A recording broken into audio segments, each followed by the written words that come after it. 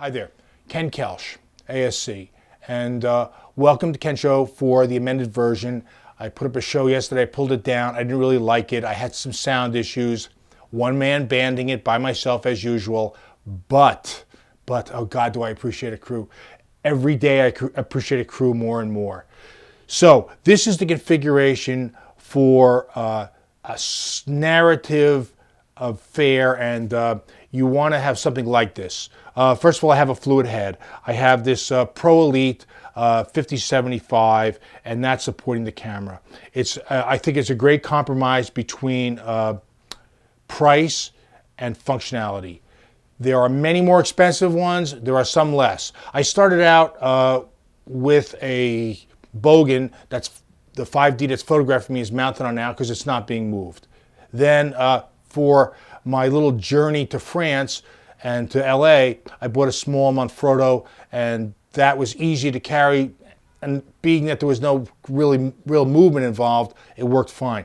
This, if you're going to have a narrative setup, you want to have something on this order.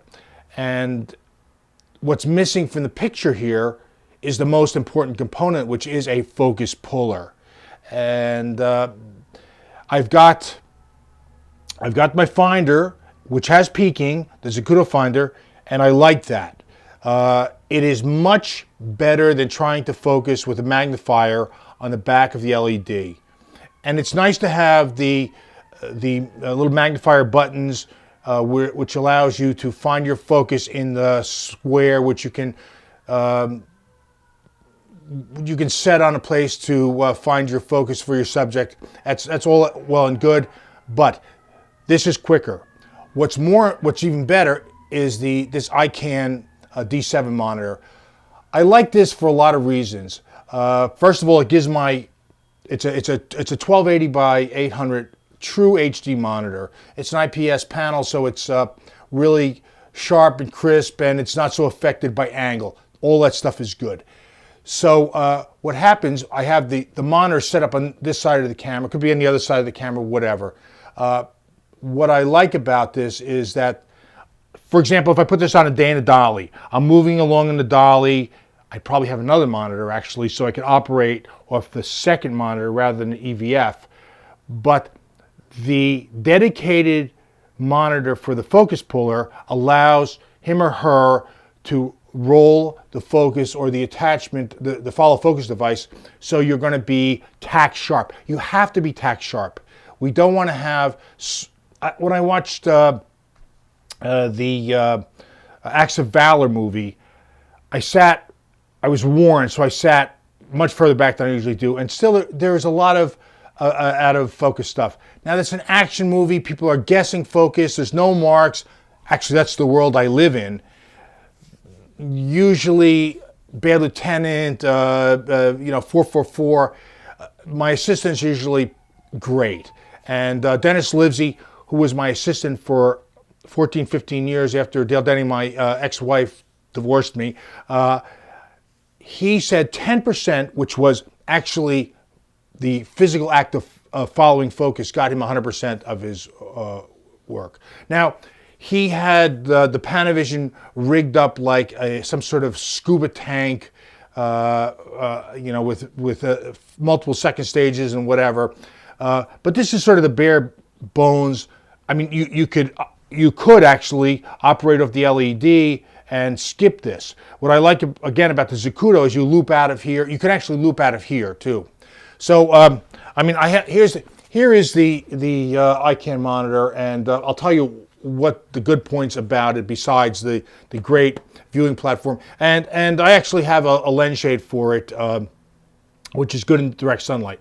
So it's a 7-inch diagonal. I like that. The 5-inch, when I was hand holding stuff, I first got acquainted with ICANN with their 5-inch monitor. I would put that on board on the Zacuto Scorpion rig. And it was a little bit starboard heavy, but it worked. What I like about this is that it's the right size, I think. You allow the focus puller with her dedicated monitor to be able to see everything. You've got peaking on it too. You've got peaking here, you've got peaking there. You've got monochromatic peaking here, which is terrific. You have scaling, so whatever format you're shooting in is terrific.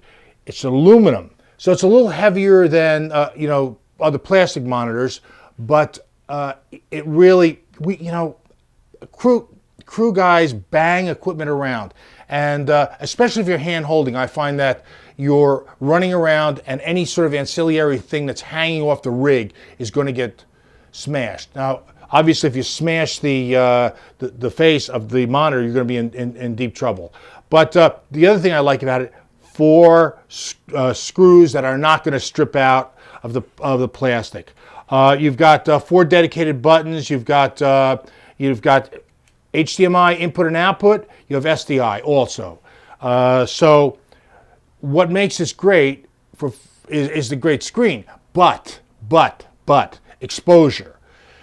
I never trust the exposure on the LEDs. It's kind of wonky. You can do your color correction in post, you can do your exposure correction a bit, but when you're thinking exposure, you have to think, if you're an old guy like myself, you have to think in terms of shooting chromes. You have to think in shooting slides. Negative film, protect the darks, protect the blacks. You're going to want to dig into the darkest part of the film to pull out detail. It's a little bit different mindset here. With the mindset that you have with digital and chromes, protect the detail in the highlights. So this, you set your IRE, you then have peaking, you have clipping, and you also have false colors. Since I've been working with the red a lot, I really have gotten used to false colors, and I find it's a really quick way to look at something when I'm lighting. And believe me, you've got to light fast. So that's all well and good. And what else? I think that if I had a little bit more money, I probably would have popped for the D7W, because it has a waveform and it has a vector scope. The waveform is the way I really learned how to read exposure when I was an old guy, 35 years ago, trying to read exposure off a video waveform. And the vector scope, what's great about a vector scope? Green screen. I know a lot of you guys do green screen. You see that flat line, you know you're going to be able to your key is going to be a solid key, and you're not going to have to worry about it because you're not going to have much fluctuation if it's lit flat enough. So that's a lot of money, though, that you're saying to, it's half the price of the camera. But for me, I find that there's never enough monitors on set. I wish I had this on my last job, where they lied to me at the equipment house and only gave me the one monitor for the Epic, which drives the menus.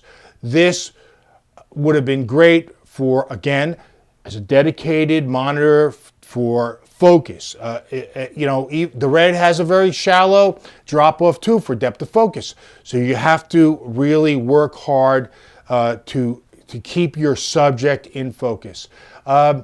So you're an AC or something like that. What you can do is you can use it on your DSLR setup, and then you can try to get some kit rental out of the producer, which of course we know is difficult to get a nickel out of anybody, but it would help you pay for the monitor. I think it's less than $1,000. I have the deluxe thing with the great little aluminum case. It works fine, and it takes a beating. And you know what? You can't have enough monitors on the set.